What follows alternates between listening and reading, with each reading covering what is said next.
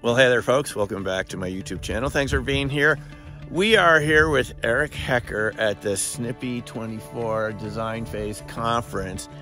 Eric gave us a really blockbuster presentation earlier today, and I wanted you to hear about it.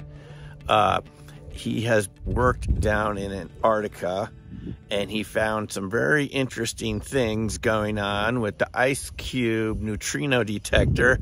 Everything is not as it appears, is it, Eric? That is certainly true.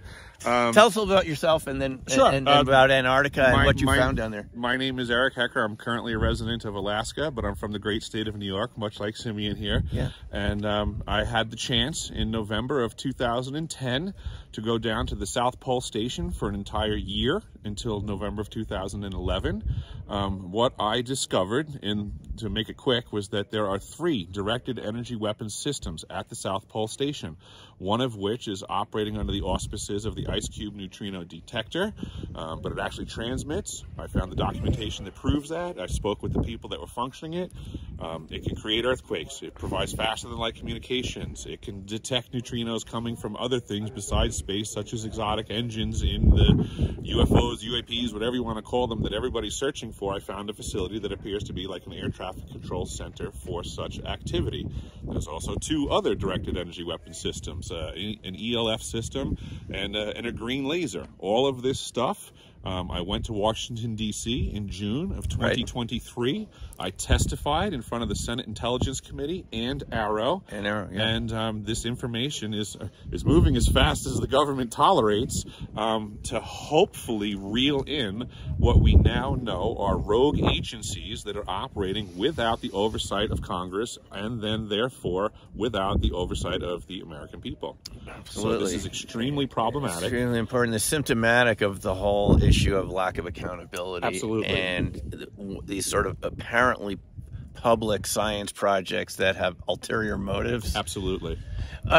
So, Eric, when you brought this up, you read the manual, and Eric tells us he found a transmit function in the ice cube neutrino manual. He's like, wait a minute, it's supposed to be detecting neutrinos causing this Cherenkov radiation. Right. Once in a while, did you say $1 billion per neutrino? Oh, I was It's not very frequent, and they're waiting for it to happen. And they've actually covered that up. So when I was present at the South Pole Station, they were making it out like their neutrino interactions were few and far between, but I've since found out that they were actually there's more. There's a lot of them. But this is why I also believe that that probably has to do with the exotic drivetrains, that they don't want to discuss the actual volume of neutrino interactions, because then the question would be, well, where did that one come from? And they don't want to answer that question. These are the cosmic neutrinos that are very small that go through us all the time. Absolutely. Not the relic neutrinos that are bigger from the cosmic background. Those are more micro. Yeah, there's another type of neutrino. Alexander Parkhomov studied these extensively. It's a larger type of neutrino that's slow. It's a slow, low voltage neutrino. I do not believe it's as the term that they threw around a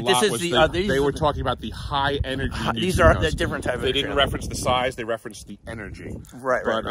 So when you brought this up to people who would have known about it, how did they react? Did they try to cover up more? They say, you got us, this is what it does. Did they admit that this is actually because when I heard this, Eric, I thought this was conspiracy theory, and you're a guy that's actually been down. I mean, this is pretty important. This is pretty important. I think it's essentially important, more important than most conversations. Very important. There are public big science projects funded by NSF and other organizations have other motives that have military applications that we're not being told about, and it affects everyone on the planet because they're transmitting scalar directed energy, longitudinal waves, scalar waves, 5,000 little detectors that can also radiate out in a coordinated geometric way, right? Absolutely. Like a phased array. Phased array transmitter. It's omnidirectional. What did the people you talked to, can you tell us what they told you, who would have known about this, people down there that were responsible? The problem is no one would know. No one would know. So I'm doing my due diligence, my obligation. But it was confirmed by other people that you talked to that this is happening.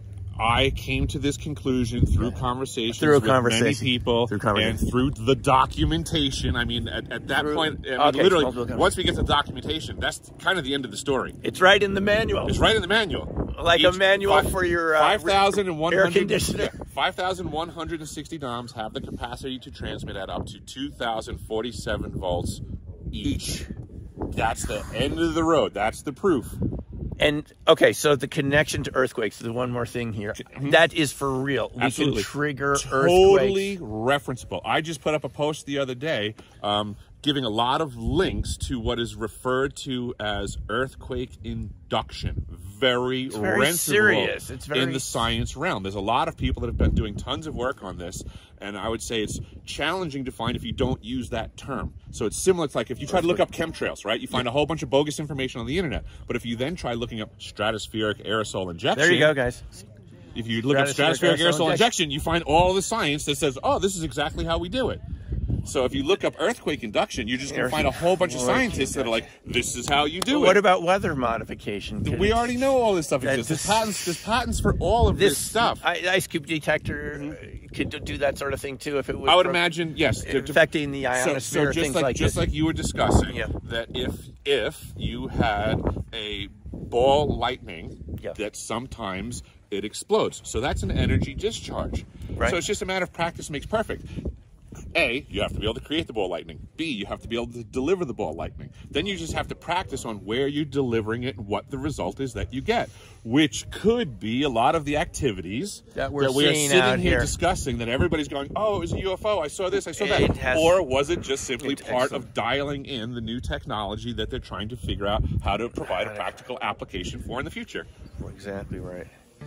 Eric, thanks very much for your time. Awesome. Appreciate it. It was really nice meeting you, and I look forward to more presentation. conversations. Yeah, take care. Absolutely.